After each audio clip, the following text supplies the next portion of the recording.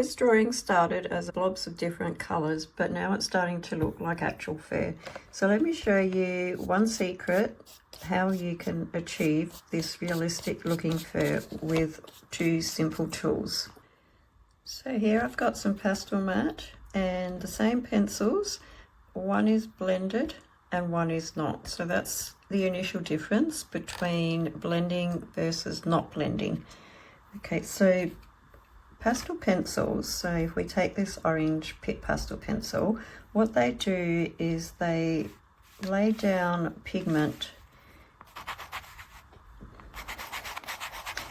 that sit on top of the pastel paper.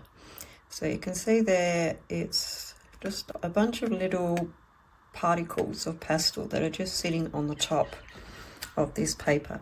So by blending, we push these little pieces of pastel into the texture or the tooth of this particular paper. So that's how you build the layers to give realistic looking. So one tip that's super important is to always work in very light layers. So if you're working in this little square, don't press really hard, because though that fills the tooth quite quickly, it will fill it up too quickly, so you can't then add any more on top because it's just going to slide off. So tip number one is to always work in light layers before you start blending. So this is just applying some pastel with very light pressure. Then you can then blend that. So the very first layers on pastel paper aren't going to look very smooth because you haven't filled up enough of that tooth yet. So in order to blend, let's have a look at the two tools that I tend to use. So you might have noticed already that I'm using a cotton bud in the early layers.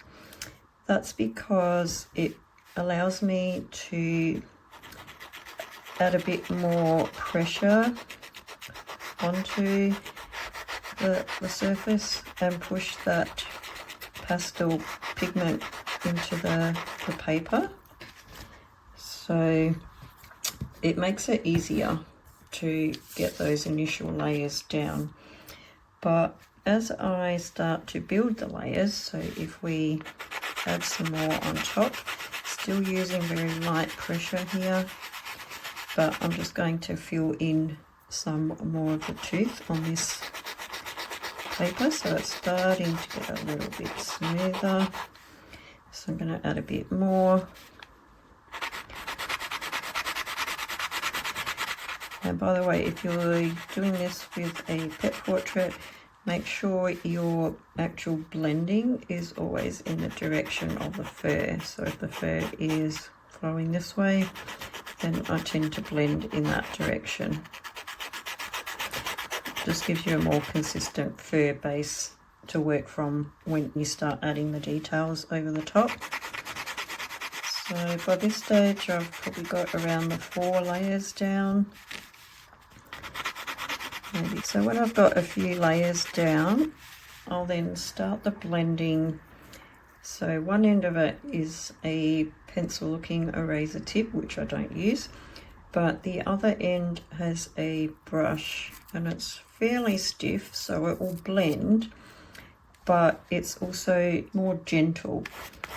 So it will blend those later layers without lifting too much of the pencil off at this point, and that gives a really nice realistic soft fur base to work from. So once you've got this all ready, then you can start adding the details on top. It will still need a few more layers at this point, but by then it's got enough on there that you can start adding those details.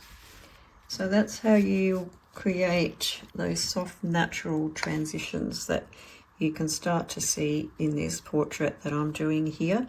So it's looking very soft and fluffy, and that's all in the secret of the blending. So give it a try and let me know how you go.